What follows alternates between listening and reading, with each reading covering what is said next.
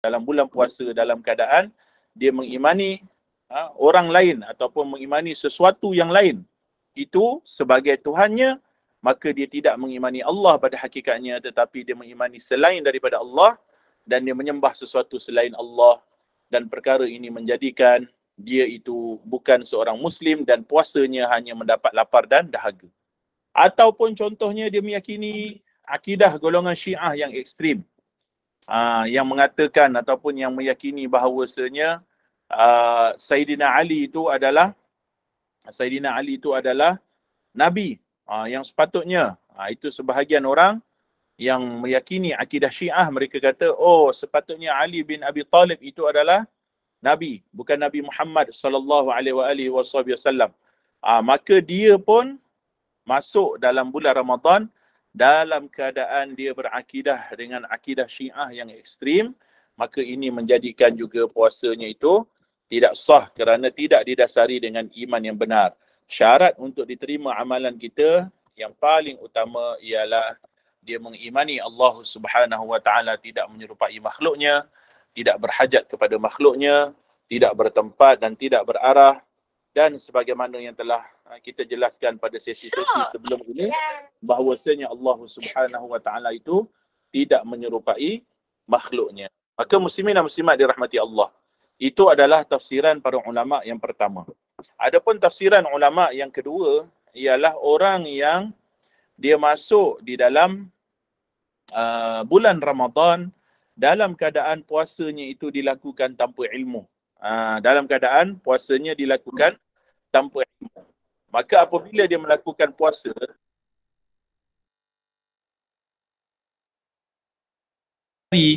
tanpa ilmu, maka amalan itu adalah tertolak. Ini kita telah jelaskan dalam permasalahan apabila Sayyidina Umar bin Abdul Aziz radhiyallahu taala anhu ardah telah menyebut man amila bi ghairi ilmin kana ma yufsiduhu aktsaru mimma yuslihu.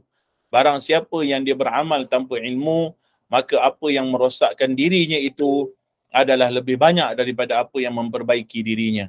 Ramai orang lagi yang masih tidak tahu tentang niat puasa. Ramai lagi orang yang tidak tahu bila yang sepatutnya dia berhenti makan. Ada sebahagian orang yang jahil, dia mengambil zahir hadis bahawasanya apabila telah dengar azan dan ada makanan dalam mulut, maka teruskan makan. Dia ambil zahir hadis, maka apabila dia dengar azan, waktu subuh dah masuk, dia masih lagi mengunyah makanan dan menelan makanan, dan itu membatalkan puasa. Kerana hadis Nabi SAW yang berkaitan dengan perkara tersebut adalah tentang azan yang pertama yang dilakukan oleh Bilal.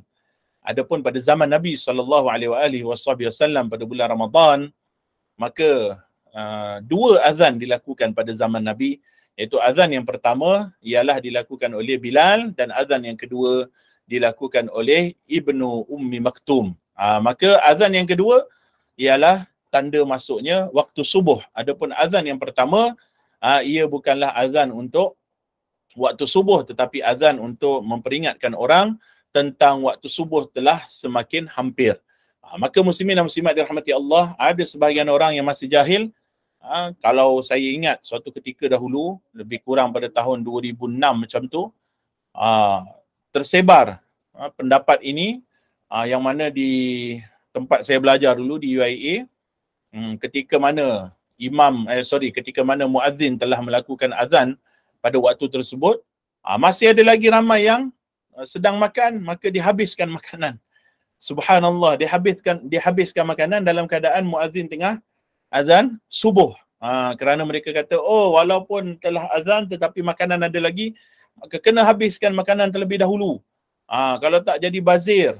Maka ini adalah pendapat yang terkeluar daripada ijma' para ulama. Maka muslimin dan muslimat dirahmati Allah, kalau orang tu dia masuk dalam puasa, dia masuk dalam bulan Ramadan dalam keadaan jahil. Ada sebagian orang dia bangun pagi, dia terlepas waktu sahur, kemudian dia menyangka, oh aku belum niat lagi puasa, maka hari ni aku tak boleh puasa sebab tak niat. Kemudian dia pun makan dan minum.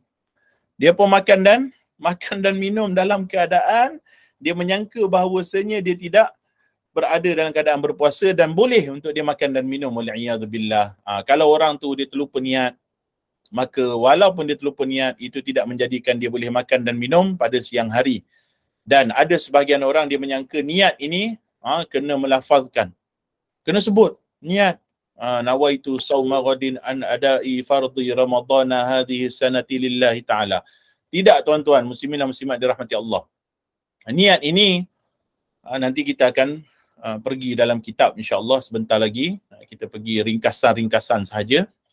Niat ni kalau kita dah set alam, contohnya kita set alam pada malam hari, kita buka handphone kita set 4.30 alam. Okey, nak bangun sahur contohnya, kita set alam. Okey, 4.30, 4.45, pukul 5 kita set alam, bunyi alam, kita tak sedar. Tapi kita dah set alam tu. Kita set alam tu untuk apa? Untuk bangun sahur. Sahur untuk apa? Untuk berpuasa. Puasa apa? Puasa bulan Ramadan. Maka waktu kita set alam tu, pada hakikatnya kita dah niat dah. Kerana apa makna niat? Qasdus syai', iaitu dia menghalakan qasad dia, dia punya tujuan dalam hati dia untuk melakukan sesuatu, iaitu berpuasa pada bulan Ramadan. Bila nak bangun sahur, maknanya dia nak puasa pada bulan Ramadan pada esok harinya, maka dia telah ada niat. Namun ada sebahagian masa kata, lupa niat, maka hari itu dia tak puasa. Padahal dia berpuasa. Maka dia melakukan perkara-perkara yang membatalkan puasa, dan itu adalah haram, berdosa. Apabila sengaja membatalkan puasa dengan perkara-perkara yang membatalkan puasa. Tidak lain tidak bukan adalah kerana mereka masuk dalam bulan Ramadan tanpa ilmu. Ada juga yang siang hari azan, dengar radio, keluarkan azan pukul 7. Waktu maghrib masuk 7.10 minit contohnya. Pukul 7 dia dah makan contohnya. Kemudian dia minta fatwa daripada mufti. Tadi radio Sinar FM telah salah mengumandangkan azan terawal 10 minit. Maka apakah fatwa ataupun pandangan mufti tentang puasa saya pada hari itu? Sedangkan perkara ini adalah fardu ain. Perkara ini adalah fardu ain yang tidak memerlukan fatwa pun pada hakikatnya. Kerana apa? Kerana seorang yang berpuasa, dia memelihara diri dia daripada perkara yang membatalkan puasa, dari terbit fajar shadiq sehingga terbenam matahari. Bukan sehingga dengar azan. Ini yang ramai orang yang salah. Dengar azan, buka puasa. Sedangkan dia belum memastikan bahawasanya matahari telah terbenam. Sedangkan ta'rif puasa bukan memelihara diri daripada perkara yang membatalkan puasa, bermula daripada terbit fajar, bermula waktu subuh, sampai dengar azan maghrib. Bukan itu ta'rifan puasa, tapi sampai terbenam matahari. Kerana banyak kes, banyak keadaan, walaupun sebahagian masjid berada di tepi pantai di ufuk barat, mereka melakukan azan, pada hakikatnya matahari belum terbenam. Ada video dia yang ditunjukkan oleh sebahagian orang yang berada di pesisiran pantai, dah azan tapi matahari belum terbenam. Bagaimana seorang dia buka puasa, walaupun dah azan, matahari belum terbenam? Maka bila kita nak masuk bulan Ramadan, hendaklah kita pastikan ibadah kita ini tidak sia-sia. Memang Nabi SAW suruh kita menyegerakan berbuka puasa, tetapi bukan dalam keadaan kita berbuka puasa bersegera tetapi waktu belum masuk lagi, dan itu merosakkan puasa kita. Dan yang ketiga, para ulama memberi tafsiran tentang mereka yang berpuasa akidahnya betul. Akidahnya betul. Ilmunya ada tentang puasa, dia belajar. Tetapi dia melakukan puasa dalam keadaan dia buat maksiat pada Allah. Dia jadi ahli mesyuarat tingkap sepenuh masa. Mengumpat siang hari bulan Ramadan, mengumpat sepanjang masa, tidak memelihara mata daripada melihat perkara-perkara yang haram, tidak memelihara kaki daripada melangkah ke tempat yang haram, tidak memelihara tangan daripada berbuat perkara yang haram, maka semua tu menghilangkan pahala puasa. Semua tu menghilangkan pahala puasa. Maka pada siang hari bulan Ramadan, janganlah kita buat perkara yang menghilangkan pahala puasa. Lebih baik dia tidur pada siang hari bulan Ramadan daripada dia buat maksiat. Lebih baik dia tidur daripada dia buat maksiat kepada Allah Subhanahu Wa Taala di siang hari bulan Ramadan, dan lebih baik dia buat amalan yang banyak berbanding dia tidur. Maka di sini kita kata lebih baik tidur itu apabila dia rasa nak buat maksiat, lebih baik dia tidur. Dan kalau dia mampu, dia buatlah amal ibadah pada siang hari bulan Ramadan, kerana Ramadan itu adalah fursatul umur, adalah peluang seumur hidup. Hari ini kita belum tentu lagi kita akan masuk dalam bulan Ramadan pada minggu ini. Walaupun kita dah rasa, oh insya-Allah aku akan masuk bulan Ramadan, aku akan puasa, aku akan habiskan tarawih 20 rakaat setiap malam dan sebagainya. Tetapi boleh jadi malamnya kita mati. Boleh jadi esok kita mati. Boleh jadi malam Ramadan kita mati. Belum sempat masuk bulan Ramadan, kita telah ditarik nyawa sampai ajal kita, maka kita tidak sempat bertemu dengan bulan Ramadan. Maka bulan Ramadan ini adalah hadiah daripada Allah Subhanahu Wa Taala untuk hamba-Nya. Disediakan amalan berpuasa yang diberi ganjaran dengan cara dirahsiakan. Ganjaran kita puasa dirahsiakan oleh Allah. Tidak tahu berapa nilai ganjarannya. Kerana Allah Ta'ala berfirman dalam hadis kursi, wa ana ajzi bih, dan hanya aku yang memberikan pahala kepadanya. Yakni tidak dinyatakan berapa banyak pahala orang yang berpuasa. Boleh jadi satu hari dia berpuasa tu pahalanya lebih daripada 700 kali ganda. Kerana amalan anak Adam ini digandakan daripada 10 sampai 700. Amalan soleh kita dilaksanakan, yang kita laksanakan, digandakan Allah 10 hingga 700 kali ganda. Wallahu ta'ala alam berapa kita dapat. Tetapi untuk puasa Allah Ta'ala tak bagi tahu berapa banyak yang digandakan. 1000 kali ganda, 2000 kali ganda, wallahu a'lam. Tetapi amal ibadah pada bulan puasa ataupun pada bulan Ramadan, dan ibadah puasa itu sendiri pada bulan Ramadan, dia mempunyai sir, dia mempunyai rahsia. Kerana tu orang yang berpuasa dengan cara yang benar, dengan akidah yang benar, dengan ilmu yang benar, maka dia akan dapat apa yang Allah Ta'ala firmankan, kutiba alaikumus siyam kama kutiba alal ladzina min qablikum la'allakum tattaqun. Orang yang diitqan dalam puasa dia, dia menekuni puasa dia dengan sempurna, dia menjaga perkara-perkara yang boleh membatalkan puasa, dan dia menjaga diri dia pada perkara-perkara yang boleh mengurangkan pahala puasa ataupun menghilangkan pahala puasanya, diitqan dalam puasanya, maka di pengakhiran ataupun di akhir bulan Ramadan dia mendapat la'allakum tattaqun. Dia menjadi orang yang bertakwa kepada Allah Subhanahu wa Ta'ala. Muslimin dan muslimat dirahmati Allah. InsyaAllah malam ni kita akan bacakan kitab Aujaz. Okey, ringkas-ringkas sahaja dalam bab puasa. Okay, sekejap Anda bukakan kitab Aujaz Al-Mukhtasarat.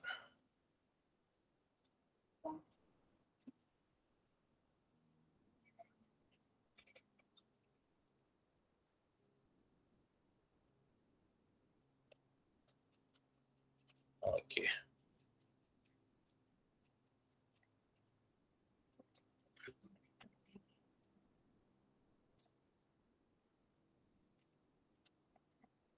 Baik, nampak ke kitab?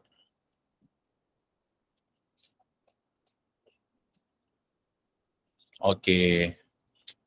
InsyaAllah kita pergi bab puasa setelah zakat. Okey.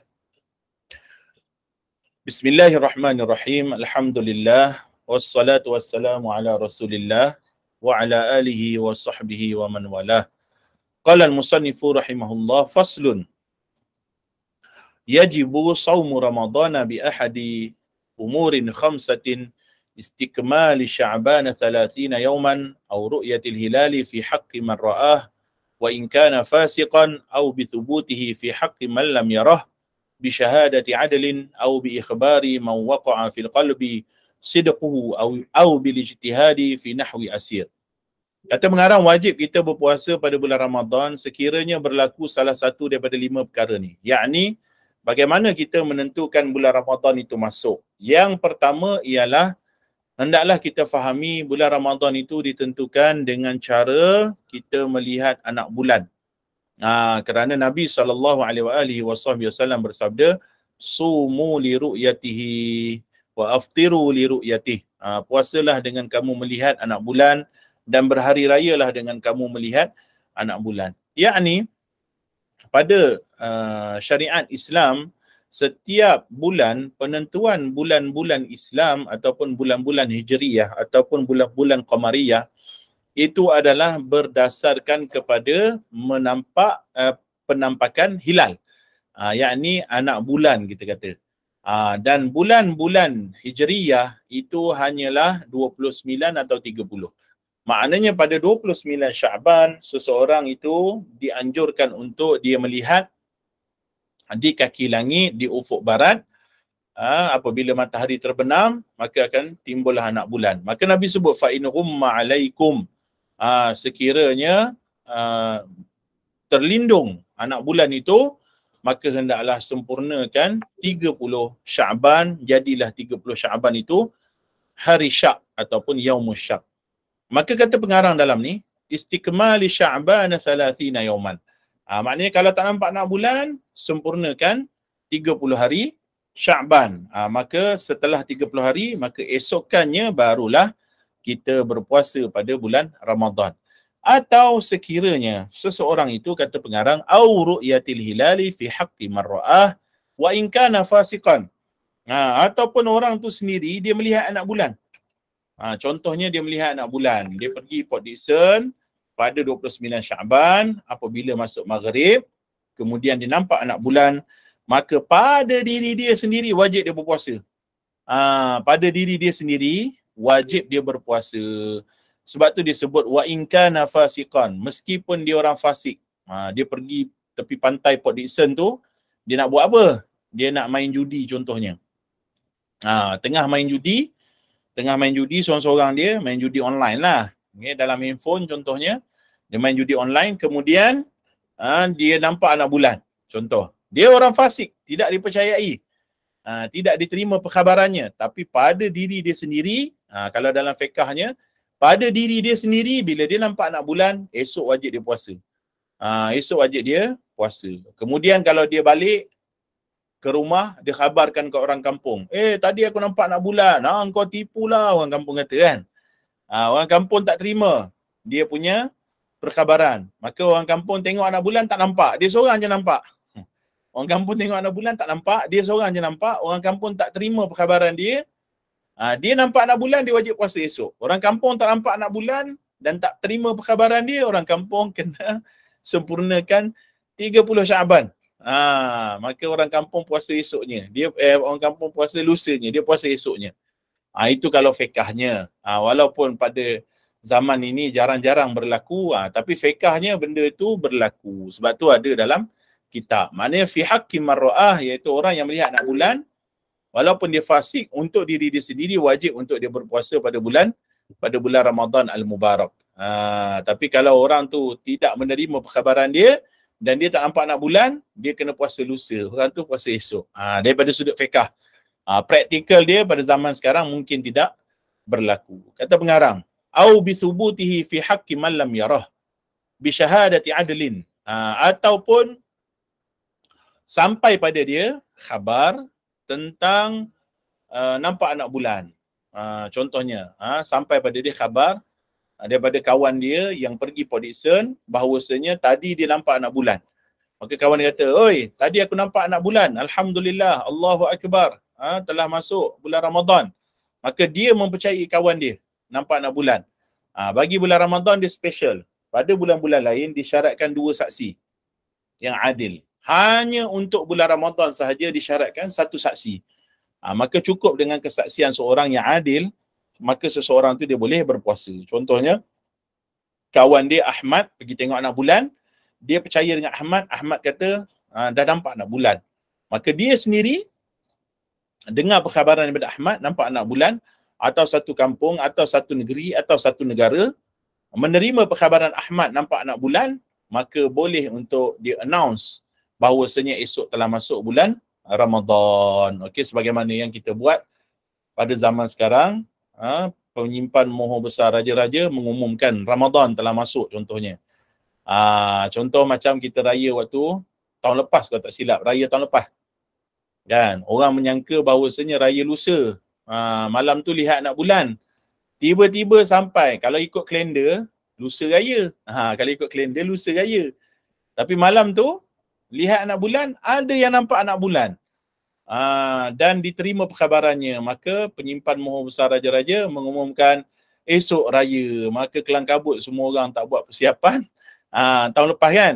Tahun lepas. Kelang kabut semua buat persiapan kerana nyangkanya raya kalau ikut kalender adalah lusa, tapi rupanya rayanya esok kerana nampak nak bulan.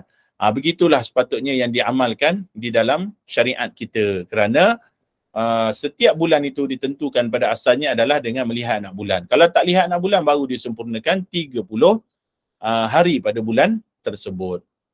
Kemudian kata pengarang, au bi ikhbari man waqa'a fil qalbi sidquh, ataupun dengan perkhabaran daripada seorang yang dia percayai bahawasanya orang tersebut benar. Orang tu tak saksikan pun bulan.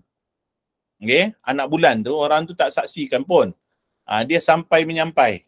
Sampai menyampai itu maksudnya ada seorang nampak anak bulan, dua orang nampak anak bulan. Dia sampaikan kepada seorang yang lain. Seorang yang lain ni pula dipercayai. Dipercayai, seorang yang ni dipercayai. Dia pun sampaikan, oi tadi Ahmad dengan Ali dia tengok anak bulan, nampak anak bulan. Oh ya ke? Betul? Ya betul, serius. Kalau macam tu dia boleh puasa. Kerana orang tersebut juga dia percaya akannya. Okey? Dan begitu juga dengan wasilah-wasilah perkhabaran, seperti pada zaman dahulu ada bunyi meriam contohnya. Bila tunggu malam tu, maghrib, ada yang nampak nak bulan, maka bunyikan meriam 7 kali. Tunggu meriam, dum, bunyi dum 7 kali. Maka dipercayai perkhabaran mereka yang diwakilkan untuk melihat nak bulan, maka boleh puasa esoknya. Ataupun dengan perkhabaran yang lain, contohnya api ke, asap ke dan sebagainya pada zaman dahulu. Pada zaman sekarang kita tak perlukan dah perkara tersebut. Melainkan kalau saja nak bernostalgia bolehlah. Tapi kalau sampai perkhabaran pada kita daripada mereka yang kita percayai, maka esoknya kita boleh berpuasa. Okey. Kata pengarang, atau dengan ijtihad pada seumpama tawanan, yakni bagi orang yang dipenjara. Contohnya dia dipenjara bawah tanah. Dia memang tak lihat hari, siang, malam, dia tak tentu, dia tak boleh nak tahu. Melainkan dia buat ijtihad sendiri. Maknanya contohnya dia masuk penjara tu, dia tahu berapa tarikh dia masuk penjara. Kemudian dia pun pangkah dekat tepi dinding dia untuk kira tahun. Jadi dia pangkah. Jadi setiap bulan setiap bulan Hijri tu dia pangkah sebab dia tak boleh tengok anak bulan dan dia tak boleh dapat perkhabaran tentang anak bulan daripada orang kafir contohnya yang membenjarakan dia, maka dia pangkah semua 30. Dia buatlah 30 contohnya. Kerana dia tak tahu maka dia lengkapkan 30. Kemudian pada kiraan dia esok Ramadan, sebab dah cukup 30 Syaban, esok Ramadan. Maka pada kiraan dia, ijtihad dia, yang ni dia perlu ijtihad, maka dia pun mula puasa. Walaupun mungkin Ramadan dah berlalu 2 hari, dia puasa ikut ijtihad dia. Ataupun Ramadan lagi 2 hari, tapi dia berijtihad, maka dia ijtihad untuk diri dia, bukan untuk orang lain, untuk diri dia. Sekiranya dia diculik ataupun dia ditangkap ataupun dia ditawan, dipenjarakan di penjara yang tidak diketahui akan siang malamnya. Okey, itu adalah di antara contoh yang diberikan. Baik. Kata pengarang, faslun wa syaratu sihhatihi arba'atu asya'a islamun wa aqlun wa naqa'un min nahwi haidin wa ilmun bi kaunil waqti qabilan lis-shaum. Baik. Syarat sah puasa pula ada 4. Yakni ni syarat sah puasa, bukan syarat wajib puasa. Syarat sah puasa. Yang pertama, orang tu mesti Islam. Ini yang penting kerana kita dah syarah tadi tentang hadis Nabi SAW. Puasa tidak sah daripada orang yang bukan Islam. Puasa tidak sah daripada orang yang berakidah dengan akidah yang kufur. Wal'iyadzubillah. Kerana syarat sah puasa adalah Islam. Kalau dia bukan Islam, tidak diterima puasanya. Kalau orang yang non-Muslim, bulan puasa, saya nak cubalah puasa, saya berminat dengan Islam. Kita katakan pada dia, awak memeluk agama Islam dulu baru puasa. Kerana orang yang berpuasa dalam keadaan dia bukan Islam, maka dia itu tidak diterima puasanya. Maka dia hanya dapat lapar dan dahaga. Sia-sia sahaja amalan dia. Okey, yang kedua, dia berakal. Yakni sah daripada orang-orang yang telah berakal, iaitu anak-anak yang telah mumayyiz. Meskipun belum baligh, dia telah mumayyiz, kemudian dia berpuasa. maka sah puasanya. Apa makna mumayyiz? Iaitu dia boleh membezakan. Itu nama mumayyiz. Contohnya jika ditanya, Ramadan berapa kali setahun? Dia kata sekali setahun. Seminggu ada berapa hari? Ada 7 hari. Contohnya dia kata. Maka dia dah ada akal kalau begitu. Tapi tak boleh kita tentukan dia akal dengan kita tanya nama awak apa. Itu budak umur 3 tahun pun boleh jawab. Jadi orang yang mumayyiz ni sebagian ulama kata dia boleh sampai kepada reach that level, sampai pada level di mana dia boleh membezakan. Dia boleh tahu Ramadan sekali setahun contohnya. Setahun ada seminggu ada 7 hari contohnya. Kita solat fardu 5 waktu sehari contohnya. Maka dia dah ada ilmu-ilmu seperti itu, dikira sebagai orang yang mumayyiz. Atau dia boleh menguruskan istinja dia dan dia boleh makan tanpa suap, maka dikira sebagai orang makan dengan sempurna. Yang ni dia boleh istinja sendiri, kencing dan beraknya. Itu mengikut qaul sebahagian ulama. Maka sah puasa daripada dia. Adapun tidak wajib mereka berpuasa. Tak wajib untuk anak-anak kita berpuasa walaupun dia telah mumayyiz. Yang wajib adalah wali dia suruh dia puasa. Maknanya kita suruh anak kita puasa wajib yang telah mumayyiz. Dan kita jangan ajar benda yang bid'ah. Apa dia benda bid'ah? Kita cakap pada anak kita, abang hari ni abang puasa setengah hari je. Itu bid'ah. Bid'ah tak pernah diajar oleh ulama, tak pernah diajar oleh Rasulullah. Kaedah yang ulama ajar ialah suruh dia puasa penuh. Kalau kita tengah hari tengok, dia ni macam tak larat dah, biru dah muka dia ni. Suruh dia buka puasa. Tapi jangan awal-awal hari tu dia puasa, kita kata pada dia, puasa separuh hari je. Abang niat puasa separuh hari je. Salah tu. Mana ada niat puasa separuh hari? Maka hendaklah dia puasa sebagaimana orang dewasa. Kalau dia tak mampu, maka dia dibenarkan berbuka. Ayahnya kena suruh dia berbuka. Jangan ayah dia, sabar bang. Tak apa, pingsan pun tak apa. Tak boleh. Haram hukumnya. Okay. Hendaklah dia suruh anak dia berbuka kalau dia lihat pada anaknya tanda-tanda tak mampu untuk berpuasa. Kemudian kata pengarang, suci daripada haid dan sepertinya, yakni nifas. Maka kalau orang yang haid dan nifas, puasanya tidak sah. Jangan ngada-ngada, saya haid tapi saya ni masih gagah untuk berpuasa. Nak puasa juga, tak boleh, haram dan berdosa jika orang yang haid ngada-ngada nak puasa. Sebab puasa tidak sah daripada orang yang berada dalam keadaan haid dan nifas. Kemudian kata pengarang, wa ilmun bikaunil waqti qabilan lis-shaum. Dia tahu bahawa waktu ini sah untuk puasa. Maknanya dia sendiri kena tahu bahawasanya hari yang dia puasa itu adalah hari yang sah berpuasa. Kalau tak sahlah puasa dia. Contohnya dia puasa pada hari raya pertama.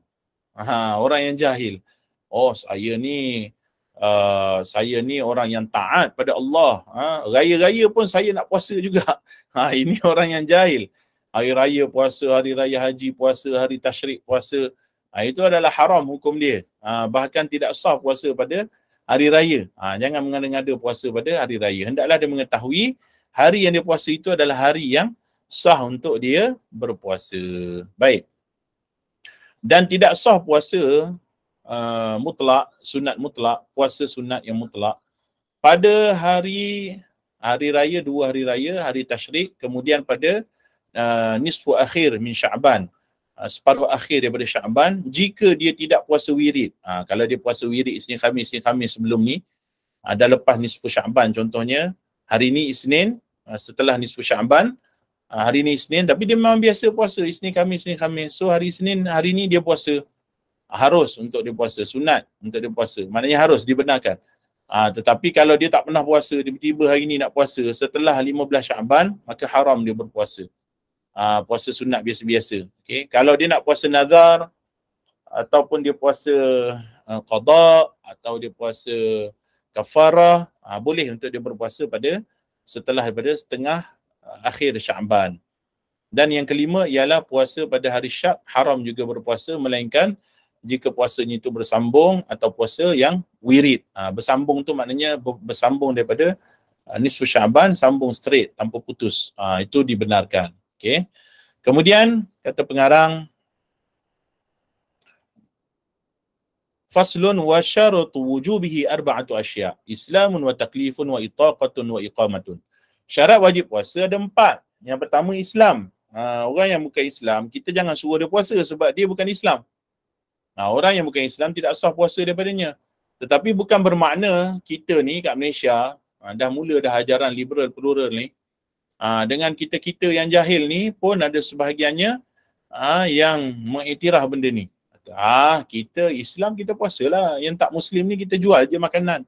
Pukul 10 pagi dia jual makanan pada non-Muslim. Untuk non-Muslim tak puasa. Dia tahu non-Muslim tak puasa, jangan dia serve non-Muslim. Jangan dia bantu orang bukan Islam untuk buat maksiat. Kita kena ingat hukum Allah terpakai untuk Muslim dan juga bukan Muslim. Yang bukan Muslim ni kalau nak puasa wajib dia masuk Islam dulu. Jadi oleh kerana dia tak Islam, tak sah puasa daripada dia. Tapi bukan bermakna bila dia tak puasa pada hari itu, kita boleh raikan dia. Tak, dia berdosa kerana dia tak puasa hari itu.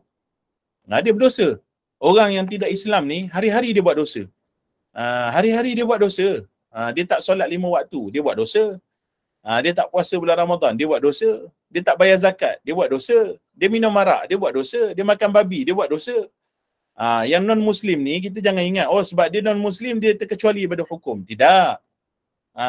Dia dosa. Esok di hari akhirat, semua benda yang dia buat sehari-sehari ni, yang terdiri pada dosa ni, makan, minum arak, makan babi, tak puasa, tak solat dan sebagainya, itu semua akan dikira di hari akhirat sebagai dosa dia. Akan memberatkan timbangan di mizannya. Wal'iyadhu billahi ta'ala. Maka hati-hati kat situ. Maka kita orang Islam, kita wajib berpuasa. Bagi non-Muslim, dia tidak dibenarkan puasa kerana dia bukan Islam. Maka kalau dia nak berpuasa, hendaklah dia memeluk agama Islam terlebih dahulu dengan mengucap 2 kalimah syahadah. Wa taklifun, dan syarat wajib puasa ia adalah taklif. Apa makna taklif di sini? Iaitu baligh dan berakal. Bagi orang yang baligh dan bagi orang yang berakal, wajib dia puasa. Orang yang gila tak wajib puasa. Orang yang masih kanak-kanak, yang tidak baligh lagi, tak wajib puasa. Tetapi yang kanak-kanak kita dah syarah tadi, dia wajib atas wali untuk suruh dia berpuasa. Wa itaqatun, dan mampu melaksanakan. Orang yang tak mampu laksana, kita jangan suruh puasa. Sebab dia dah terangkat kewajipan puasa dia. Kerana puasa ini adalah untuk orang yang mampu puasa. Contoh yang tak mampu laksana, orang tua. Orang tua dah umur 80 contohnya. Dah ajuz. Makan pun tak makan juga, tapi dia kena minum ubat. Dia kena minum susu khas contohnya. Maka dia tak mampu puasa. Jangan paksa dia puasa. Jangan paksa dia puasa. Ini kadang-kadang setengah orang, mak ayah dia dah nyanyuk pun dia suruh mak ayah dia puasa. Ini tak benar. Kerana dia tak ada taklif. Dia telah hilang akal. Orang nyanyuk ni orang yang hilang akal. Walaupun nyanyuk dia tu datang sekejap-sekejap, demensia. Kan? Dia datang sekejap-sekejap. Separuh hari dia nyanyuk, separuh hari dia okey. Orang seperti ni tak wajib puasa dan tak wajib solat ke atasnya. Kerana apa? Kerana dia telah nyanyuk. Kalau dia nyanyuk separuh-separuh, waktu dia tak nyanyuk, suruh dia solat. Tapi untuk puasa, tak wajib. Kerana apa? Kerana dia hilang akal. Dia gila. Orang yang puasa ni, kalau dia gila walaupun seketika, nyanyuk lah. Nyanyuk ni kategori gila lah. Itu hilang akal. Maka bila dia hilang akal, walaupun lahzah, walaupun seketika, puasanya rosak, batal puasa dia. Maka tak wajib dia puasa. Tak wajib dia puasa. Okey, muslimin dan muslimat dirahmati Allah. Kemudian kata pengarang, mampu melaksanakannya. Begitu juga orang yang ada sakit yang tak ada harapan sembuh. Sakit tak ada harapan sembuh. Maka dia tidak mampu melakukan puasa dan dia tak wajib pun melakukan puasa kerana dia tak mampu. Seperti apa? Seperti orang yang ada asma. Dia ada asma. Asma yang kronik. Setiap 10 minit kena pakai inhaler. Setiap setengah jam kena pakai inhaler. Inhaler membatalkan puasa. Jangan ikut cakap seorang dua yang konon-kononnya nak berfatwa melawan arus. Sedangkan para ulama telah sebut perkara ni daripada dulu lagi. Maka adalah seorang dua bagi pendapat, boleh puasa walaupun pakai inhaler. Salah fatwa tu. Kerana apa? Kerana inhaler ada ubat. Ubat tu masuk melebihi makhraj hak. Bila melebihi makhraj hak, batal puasa. Simple. Tak perlukan kepada fatwa baru pun. Bila lebih daripada makhraj hak, ada sesuatu yang masuk, ubat ke, rokok ke, asap vape ke dan sebagainya yang sengaja dimasukkan melebihi makhraj ha, masuk dalam jauf, rongga mulut ni, masuk dalam tekak ni.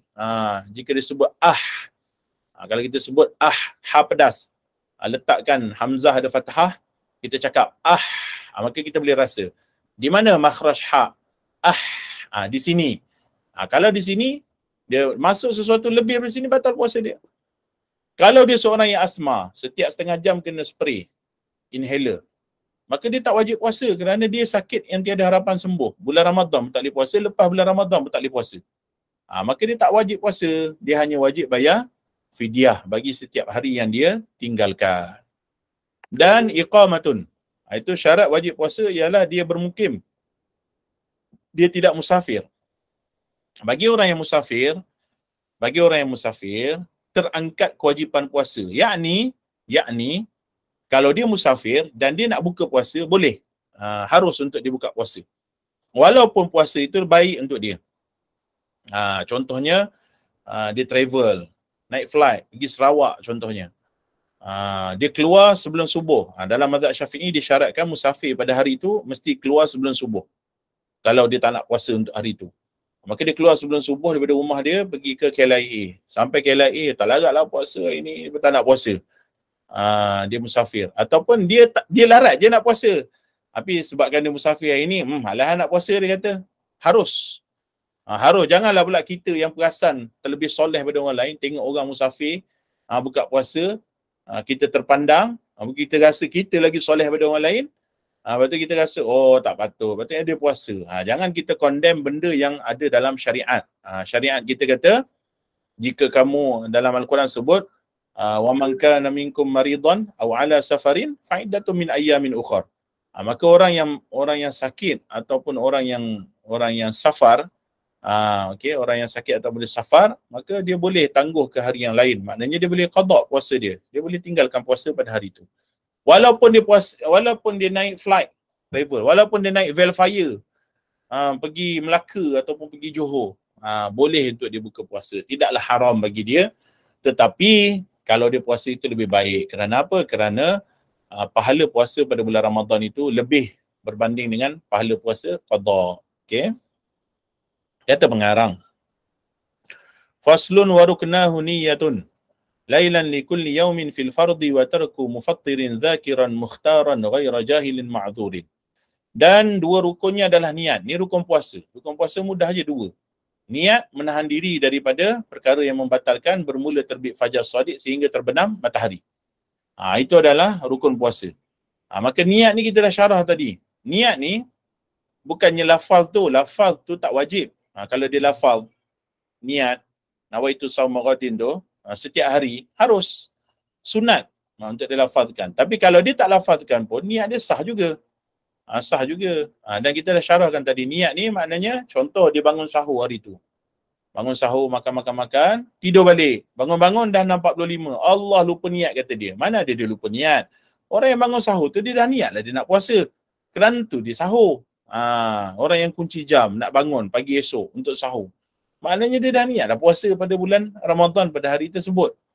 Maka niat dalam mazhab Syafi'i disyaratkan adalah setiap hari pada malam hari, selepas maghrib sehinggalah sebelum terbit fajar shadiq. Maka dia boleh melakukan niat dan hendaklah dilakukan niat itu setiap hari dalam mazhab Syafi'i. Adapun dalam mazhab Maliki, boleh untuk kita berniat sebulan puasa. Maknanya katalah diumumkan puasa Ramadan pada tahun ini pada hari Khamis. Nampak anak bulan puasanya hari Khamis contohnya. Maka dia berpuasa pada hari Khamis.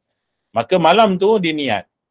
Saja aku puasa bulan Ramadan ni 30 hari kerana Allah. Dia niat 30 hari. Jangan niat 29. Sebab maksimum bagi bulan Hijri adalah 30. Dia niat 30 terus. Saja aku berpuasa 30 hari kerana bulan Ramadan ni kerana Allah. Dalam hati dia niat. Bagi lelaki boleh. Bagi perempuan yang menopause boleh. Bagi perempuan yang dia yakin dengan kalender yang dia selalu haid tu, dia tahu. Pada kalender haid dia tahu. Bulan Ramadan ni insya-Allah tak datang haid dia. Maka dia boleh niat sebulan puasa. Tapi untuk perempuan yang tahu, biasanya tengah bulan puasa nanti datang haid ni, maka dia tak boleh untuk niat sebulan dalam mazhab Maliki. Okey. Jadi mudah untuk orang awam macam kita ni, kita niat mazhab Maliki sebulan dan juga kita ikut mazhab Syafi'i, kita niat hari-hari. Kita niat hari-hari dan kita juga niat selama sebulan bulan puasa di bulan Ramadan. Baik, kata pengarang, dan meninggalkan perkara yang membatalkan puasa dalam keadaan ingat. Maknanya kalau kita lupa tak batal puasa. Hari pertama biasanya, hari pertama, hari kedua orang lupa. Bangun-bangun pagi dah biasa minum air, pergi kat mesin kowe tak ada, kan? Bancuh kopi ke apa, minum. Pukul 8 pagi sebelum pergi kerja dah biasa minum kopi. Minum. Dah minum semua. Bulan Ramadan ni. Dia baru teringat. Maka tidak membatalkan puasa kerana dia lupa. Tapi kalau tengah makan, ada suapan dalam mulut, kemudian dia teringat dia puasa, jangan dia telan, batal puasa. Yang dah makan, dah masuk lepas makhraj ha tu, itu tak apalah dimaafkan. Tapi kalau yang dalam mulut tu, dia teringat dah, aku puasa ni, dia telan juga, batal puasa dia. Okey. Jadi kalau dia ingat, maka batal. Kalau dia tak ingat, tak batal. Okey, kalau dia tak ingat, tak batal. Kemudian mukhtaran, dengan pilihan sendiri, bukan dipaksa. Orang letak pistol kat kepala dia, letak pedang dekat tengkuk dia, kau buka puasa hari ni. Kalau kau tak buka puasa, aku bunuh kau. Maknanya dia dipaksa. Dia dipaksa buka puasa. Maka itu tidak membatalkan puasa dia. Maknanya kalau dia buka puasa tu dengan pilihan sendiri, baru batal puasa dia. Maknanya dia saja beli nasi ayam, beli nasi banggir, order kedai mamak, tak Islam tak tidak, bulan-bulan puasa berniaga nasi hitam kan, macam cerita apa nama tu, Mamat Khalid 16 puasa, dia makan, subhanallahil azim, makan sehari bulan Ramadan dengan pilihan dia, batal puasa dia. Dan dia tidak jahil dengan kejahilan yang dimaafkan. Boleh jadi seseorang tu dia baru memeluk agama Islam, dia tak tahu bahawasanya rokok tu batal puasa. Dia memang smoker contohnya, dan dia baru memeluk agama Islam, dia tak tahu bahawasanya rokok batal puasa. Dia tahu makan minum batal puasa, tak tahu rokok tu batal puasa, maka dia isap rokok, kan dia menyangka asap tu tidak mengenyangkan, maka tak batal puasa. Maka jahil seperti ini, jahil dimaafkan. Tapi kalau dah 20 tahun, 30 tahun hidup dekat Malaysia, orang Islam, memang lahir dan keluarga Islam, ngada-ngada siang hari bulan Ramadan isap rokok, batal lah puasa dia. Kerana itu jahil yang tidak dimaafkan. Kerana wajib dia belajar ilmu fardhu ain tentang puasa. Dia bukan baru memeluk agama Islam. Okey. Maka orang yang berpuasa, hendaklah dia menjaga diri daripada perkara yang boleh membatalkan puasa. Apakah dia perkara membatalkan puasa ni? Antaranya ialah memasukkan sesuatu ke dalam rongga badan. Rongga badan ni ada 5. Rongga badan ada 5. Iaitu telinga, hidung, mulut dan juga kubul dan dubur. Bila kita sebut telinga, maknanya pada had ini. Okay, pada had ini. Kalau lebih daripada had itu, batal puasa dia. Mengikut satu qaul dalam mazhab Syafi'i. Satu qaul yang lain dalam mazhab Syafi'i seperti yang dinukilkan oleh Al-Ghazali, bahawasanya tidak membatalkan puasa. Telinga ni khilaf. Dalam mazhab kita khilaf. Ada yang kata rongga, ada yang kata bukan rongga. Kalau kita nak selamat, kita pegang yang bukan rongga. Maka kalau dia jenis korek telinga, tidak membatalkan puasa. Tapi kalau korek telinga pada zahir telinga, apa yang kita nampak, kalau kita duduk tepi orang, kita nampak lubang telinga dia, taik telinga meleleh nampak macam tu kan. Bahagian yang nampak tu, itu tidak membatalkan puasa. Kalau dia ambil cotton bud, dia korek kat situ, tidak batal puasa dia. Dia tidak batal puasa dia. Tapi kalau yang jenis ada sakit telinga dan sebagainya, kalau berair, dia nak lap, dia nak korek dalam semua, dia boleh ikut qaul yang kata telinga tidak membatalkan puasa. Telinga bukan rongga yang ni. Okey, kemudian hidung, dia punya had dia adalah khayshum. Khayshum dekat sini. Okey, khayshum dekat sini. Maknanya kalau dia nak korek telinga area ni, tak apa. Area yang dia biasa korek telinga zahir ni, tak apa. Tidak mengapa. Dimaafkan. Jangan sampai khayshum. Khayshum ni yang tempat orang nak buat test COVID tu, dia masuk batang tu, sampai sini kan. Sampai hujung tu. Sampai ke dalam. Itu batal puasa. Batal puasa. Kalau nak buat test COVID yang tu, pastikan dah habis dah masuk waktu berbuka, dia dah makan dulu, kemudian buatlah test COVID. Kalau tak, buat test yang air liur je lah. Buat test yang air liur je. Kerana benda tu membatalkan puasa. Okay. Kemudian di mulut. Mulut, dia punya had dia adalah makhraj ha yang kita sebut tadi. Kalau dia masak bazar Ramadan, dia berniaga, setakat rasa kat lidah, kemudian dia basuh balik mulut dia, tidak membatalkan puasa. Kerana dia belum melepasi makhraj ha. Okey. Kemudian kubul dan dubur. Kalau dia masukkan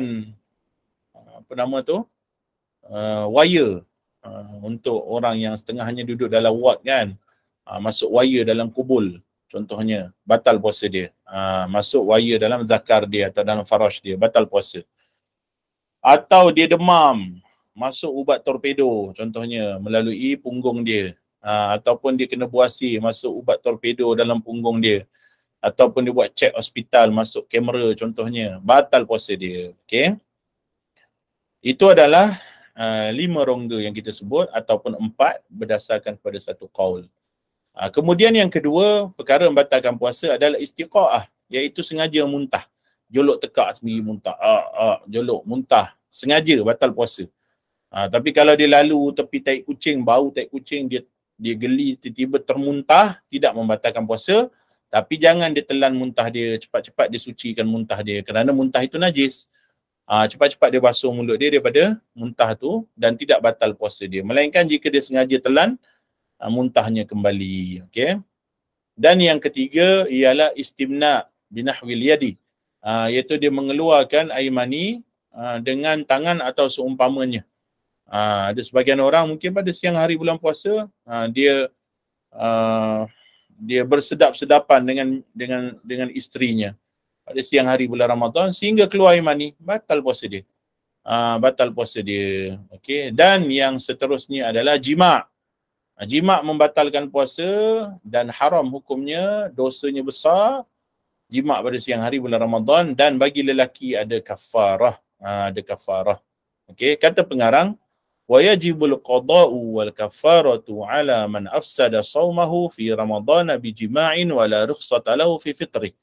Wajib qada' puasa, yakni untuk qada' sahaja. Okey, kita bincang untuk qada' sahaja. Qada' ni terbahagi pada dua. Ada qada' yang fauri, ada qada' yang kita boleh ta'jil, yang kita boleh tangguhkan. Yakni dia ada waktu yang muassak, waktu yang luas untuk qada', dan ada waktu yang mudayyak untuk qada'. Kerana bagi dia, dia tengok, kalau dia sengaja buka puasa tanpa keudhuran, tanpa rukhsah, saja-saja beli nasi mamak makan siang hari bulan puasa, maka dia wajib qada' puasa dia. Setelah habis 1 Syawal, yakni setelah hari raya. Hari raya, hari pertama tu haram puasa. Hari kedua dia kena qada' serta-merta kerana dia sengaja tinggal puasa dia. Hari kedua dia kena serta-merta qada' puasa dia.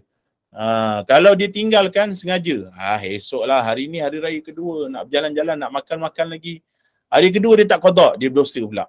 Dia berdosa sebab dia tangguhkan qada' fauri, qada' yang serta-merta. Begitu juga orang yang dia murtad. Dia murtad pada siang hari bulan Ramadan, kemudian dia masuk kembali agama Islam. Hari tersebut puasanya tak sah, tapi dia kena menahan diri. Hormat bulan Ramadan, kena tahan diri. Jangan dia makan, minum dan sebagainya sebab dia dah murtad. Dia hendak menahan diri, dia mengucap 2 kalimah syahadah, kembali kepada agama Islam. Lepas hari raya 2 Syawal kena qada' serta-merta. Tak boleh ditangguh. Okay. Tapi kalau orang tu dia buka puasa siang hari bulan Ramadan sebab dia musafir. Habis bulan Ramadan, raya pertama, raya kedua, raya kita lah, orang Melayu panggil raya kedua kan.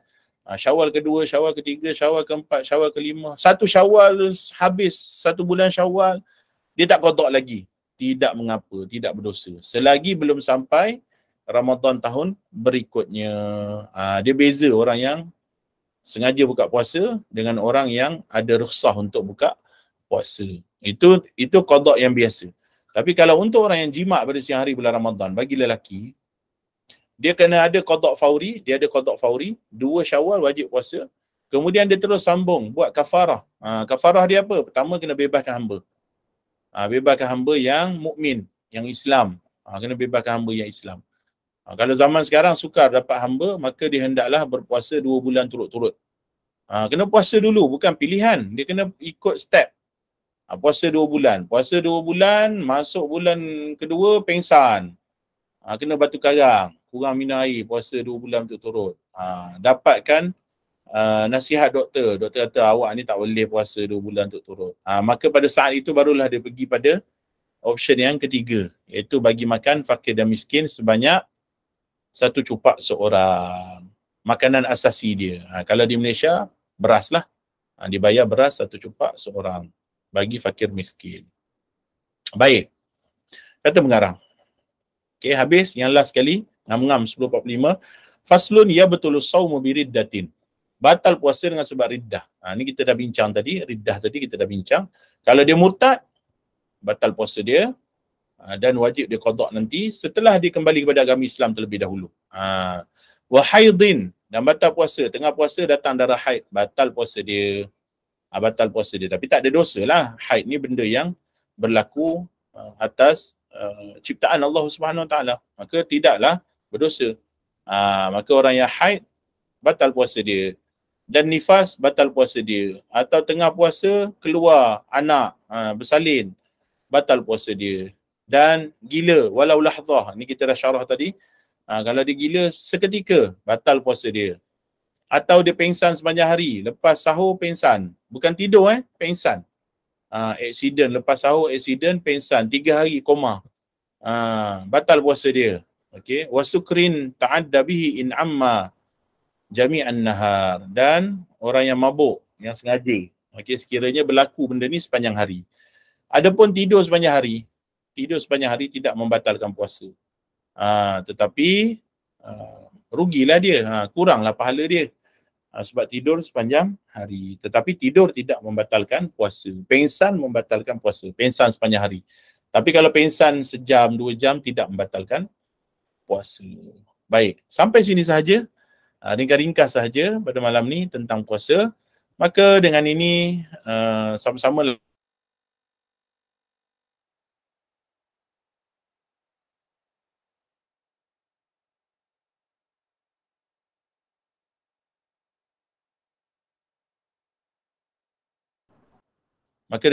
sama-samalah kita berdoa pada Allah, moga Allah Ta'ala mempertemukan kita dengan bulan Ramadan Al-Mubarak, dan Allah Ta'ala memberikan inayahnya, bantuannya, dia punya petunjuk, irsyadnya, untuk kita melakukan ibadah sebaik mungkin pada bulan Ramadan, dan kita menggapai sepenuhnya nikmat pada bulan Ramadan, dan penuhilah Ramadan kita dengan ibadah-ibadah yang utama seperti menuntut ilmu yang fardu ain. Kerana menuntut ilmu ni pahalanya besar. Kalau hari-hari biasa pun Nabi dah sebut dah kan, ya Aba Dzar la antaghdu wa fatata'allama ayatan minal Quran khairul laka min an tusalliya mi'ata raka'ah, wa ya Aba Dzar la antaghdu wa fatata'allama baban minal ilm khairul laka min an tusalliya alfa raka'ah. Malam ni kita belajar bab puasa, 1 bab puasa, lebih baik daripada solat sunat 1000 rakaat. Bayangkan kalau bulan Ramadan, pahala tu dah 1000 rakaat solat sunat. Lepas tu pahala bulan Ramadan, 1 amalan sunat menyamai pahala amalan wajib. Maka 1000 rakaat sunat sama dengan 1000 rakaat wajib. Masya Allah, untuk 1 bab ilmu. Maka bulan Ramadan janganlah kita sia-siakan hari Ramadan kita dengan perkara-perkara yang lara. Kita adalah insan biasa. Ya, kadang-kadang kita meluangkan masa kita, tengok TV kadang-kadang, tengok drama, tengok handphone dan sebagainya. Ala kulli hal, kita doa pada Allah supaya Allah Ta'ala memberi kekuatan untuk kita melakukan amal ibadah itu lebih lagi pada bulan Ramadan yang kali ini, insyaAllah Ta'ala. Barakallahu fikum, jazakumullahu ta'ala kulla khair. Wallahu ta'ala a'lamu ahkam. أقول قولي هذا أستغفر الله لي ولكم وللمؤمنين والمؤمنات والمسلمين والمسلمات الأحياء منهم والأموات برحمتك يا أرحم الراحمين. اللهم بارك لنا في شعبان وبلغنا رمضان waj'alna min utaqa'i Ramadhan birahmatika ya arhamar rahimin. Rabbana atina fid dunya hasanah wa fil akhirati hasanatan wa qina adzabannar. Wa sallallahu ala sayyidina Muhammad wa ala alihi wa sahbihi wasallam. Walhamdulillahi rabbil alamin. Assalamualaikum warahmatullahi wabarakatuh.